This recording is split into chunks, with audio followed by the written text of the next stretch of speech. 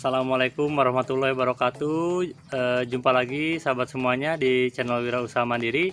Bagaimana sahabat semuanya kabarnya? Mudah-mudahan sehat selalu dan dilancarkan segala urusannya ya.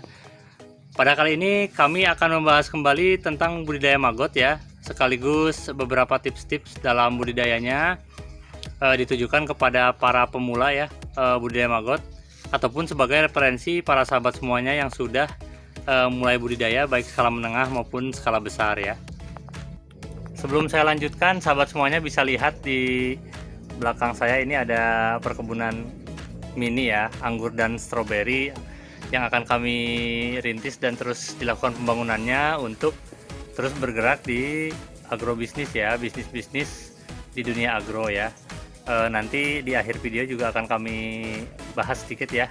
Namun video ini kita akan membahas khusus tentang maggot, yakni ini kami akan menjawab pertanyaan yang sering muncul dari sahabat-sahabat semuanya, terutama pemula ya, yaitu mengenai fase peripupa ya. Apakah peripupa masih memerlukan media? Nah, ini pertanyaan yang sangat sering muncul ditanyakan oleh sahabat semuanya, baik melalui channel YouTube ataupun pesan melalui WhatsApp ya. Nah, kita akan langsung bahas saja dan kita akan langsung masuk ke tempat budidaya maggot lagi ya. Nah, sahabat semuanya, kita review lagi ya tentang peripupa nih ya. Mungkin sahabat-sahabat yang sudah mulai budidaya dan sudah tahu ya, paham budidayanya ya, ini tidak terlalu bukan menjadi hal yang baru ya. Tapi untuk para pemula mungkin masih bingung, kita akan bahas nih ya. Ini adalah penampakan peripupa yang akan kita panen hari ini ya. Udah pada mojok ya, kumpul di pojokan ya. Nah, ini selokan migrasinya yang akan kita panen. Ini ada paman saya juga akan mencoba panennya hari ini. Kita bahas ya. Jadi sahabat semuanya, fase peripupa adalah fase sebelum memasuki pupa atau kepompong ya. Si maggot ini ketika masuk fase peripupa ya, dia sudah tidak akan makan dan minum. Kemudian pertanyaan yang muncul adalah apakah masih memerlukan media? Secara alamiah, ketika maggot dewasa aktif makan ya, dia masih memerlukan media. Sebetulnya media itu adalah residu atau sisa dari makanan sampah organik yang dimakan oleh maggot itu sendiri ya. Ini kemarin plastiknya ada makanannya, bubur sedang dimakan ya. Sahabat bisa lihat masih agak basah. Kalau sudah habis diserap limbahnya ini seperti ini nih, plastiknya sampai kering, padahal kemarin becek ya. Nah, ketika masuk fase peripupa, dia tidak akan makan dan minum lagi sahabat semuanya ya. Secara berkala nanti sampah-sampah ini kita rapihkan, kita bersihkan, kita buang ya, sehingga medianya seperti ini ya. Nanti kita kurangi lagi sampahnya. Nah, nanti si peripupanya naik nih sahabat semuanya ke bak miring ya, kemiringan sini nih. Nanti dia akan naik dan jatuh. Dia sudah secara alamiah akan meninggalkan makanan atau media yang ada di biopon. Akhirnya dia naik dan masuk ke selokan ya. Nah, ini biasanya sifatnya itu selalu berkoloni mengumpul ya. Makanya ini sahabat lihat, ini banyak sekali nih ngumpul di pojok ya. Nah, ini bisa kurang lebih 1-2 kilo ya Mang ya. Ya, nah ini tuh kumpul banyak sekali nih di pojok. Nah ya. Jadi jawabannya adalah peripupa sudah tidak memerlukan media ya. Kita harus panen dan segera pindahkan ke kandang lalat ya.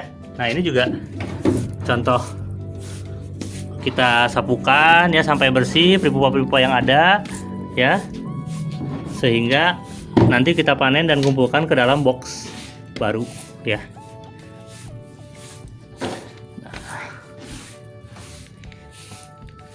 Nah ini paman saya lagi panen peripupanya, dipindahkan ke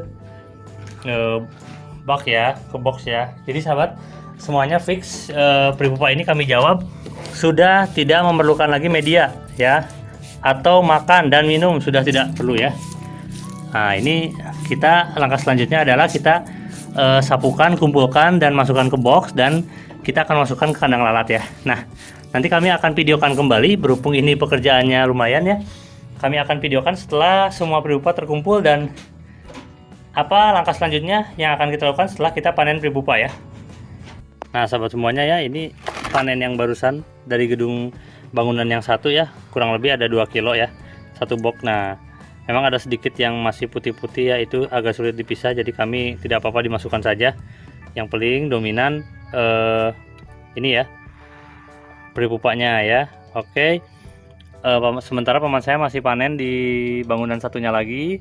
Nah, apa selanjutnya yang kita lakukan setelah kita memanen pripupa dan kita memahami bahwa pripupa ini sudah tidak makan dan minum dan tidak perlu media lagi ya sahabat semuanya, kita akan masukkan ke kandang lalat ya. Nah, di kandang lalat kita perlu melakukan rekayasa agar pripupa ini tidak terlalu kedinginan atau terlalu kepanasan bila cuaca tertuju pada terlalu panas atau terlalu dingin gitu kan. Nah, kita harus berikan pengkondisian ya. Nah, gimana caranya suhunya biar stabil dan cenderung hangat. Nah, ini paman saya baru datang lagi ya, panennya kita gabung saja ya. Nah, kita berikan pengkondisian yakni di video yang kami yang cenderung malah sangat naik itu kemarin ngebahas tentang pemberian serbuk gergaji kasar di atas permukaan si tumpukan pripupa ini ya, agar berfungsi sebagai penghangat dan mempercepat terjadinya atau terbentuknya lalat. Namun kami mereview kembali bila kita kesulitan mendapatkan serbuk gergaji kasar gitu jauh dari tempat penyerutan kayu, kita bisa gunakan yang paling mudah dan justru jauh lebih efektif dan efisien, yaitu ini daun pisang kering ya. Nah, sahabat semuanya, pakai daun pisang kering saja ya, sudah cukup membuat si pripupa ini istilahnya hangat dan akan mempercepat proses terjadinya lalat ya, terbentuknya lalat ya. Seperti ini aja, disimpan aja, jangan terlalu tertutup ya, agak jarang-jarang ya, segini aja cukup ya, tetap ada celah. Nanti ketika dia jadi lalat, dia akan berjalan dan kemudian terbang. Namun ini saya review ya, pripupa yang ada saat ini terlalu padat ya, ini lebih dari 2 cm, jadi kami akan pecah ya, atau pindah ke box saja yang lebih besar ya. Nah, kita akan pindahkan ke box yang lebih besar yang di dalam sudah ini adalah bekas yang sudah tidak ada pripupanya lagi, sudah jadi lalat semua ya. Kita akan jadikan box baru ya. Ini, nah ini si daun pisang keringnya kita simpan dulu saja di bawah ya. Oke. Kemudian kita akan keluarkan, namun ya Anda harus cermati dulu, ini ada lalat-lalat yang di box ya, ini harus diawaskan dulu, karena kalau kita bawa keluar nanti si lalatnya akan ikut keluar, sayang ya. Ini kan kita harus panen nanti telurnya ya dari lalat-lalat ini, jangan sampai lalatnya terbawa keluar dan pergi. Ini sangat banyak, sebisa mungkin kita keluarkan. Si itu gak usah Mang, mau dimasukin ke sini nanti di luar aja. Nah, ini kita keluarkan dulu lalatnya dan Mang, sip. Mang, enggak, saya aja. Tolong tutupin aja itu. Oke, sip. Nah ya, sahabat semuanya, ini kita buang.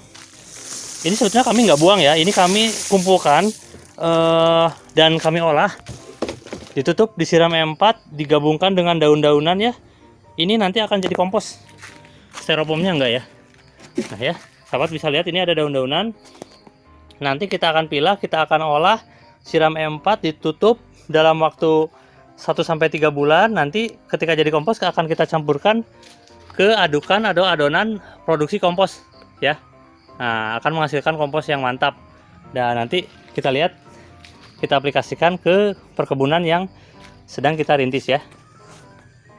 Semuanya ini sudah kita siapkan box yang lebih besar agar tumpukan pripupanya tidak terlalu padat ya, terlalu tinggi. Kenapa? Nanti akan menyulitkan pupa atau pripupa yang bagian bawah ya. Kalau dikhawatirkan kalau dia tidak bisa naik ke atas, nanti kita tidak bisa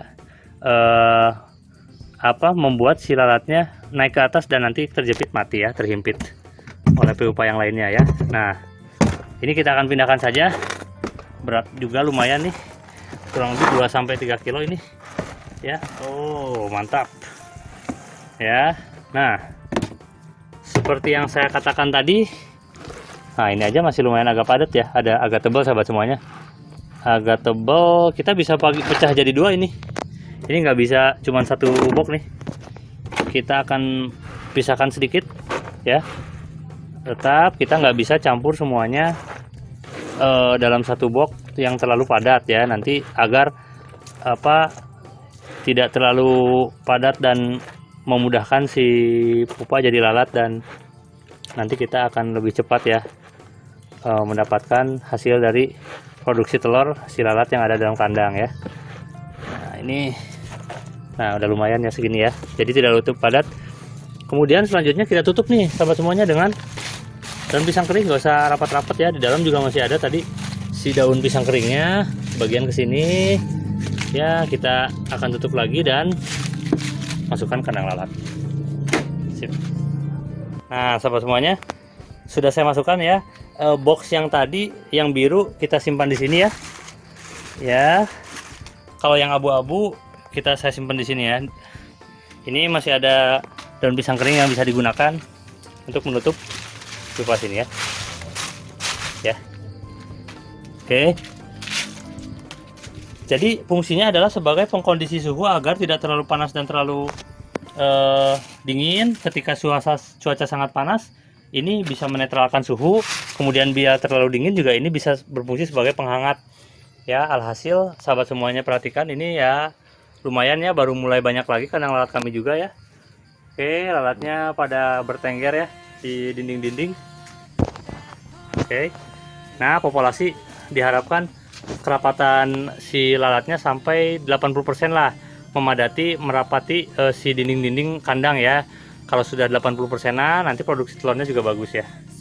Kadang suka pada bertengger di ini juga ya. Nah, sahabat semuanya, jadi pembahasan kali ini mungkin kami rasa cukup, sangat menjelaskan bahwa peri pupa sudah tidak memerlukan media lagi, sudah tidak makan dan minum, panen saja dari bak migrasi, kemudian masukkan kandang lalat ya. Bagi sahabat semuanya yang tidak mempunyai biopon kemiringan ya dari tembok, bila ingin mendapatkan peri pupa ya mau gak mau harus dibuat bak kemiringan ya. Kalau tidak mempunyai bak kemiringan, misalnya dilakukan indukan di box saja, nanti kita harus sortir manual. Wah, itu ya paling capek ya, sortir manual ya. Dan kami tidak merekomendasikan karena itu nanti capek sendiri ya, habis waktu buat sortir ya. Jadi lebih baik pakai bak kemiringan ya.